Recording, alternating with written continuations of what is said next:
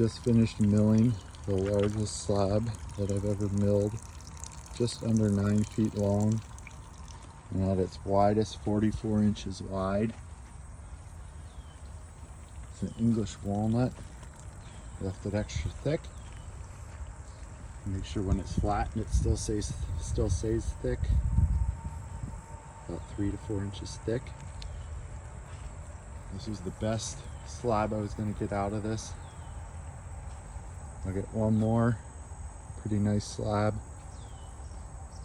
As you can see, this next slab will look pretty cool too.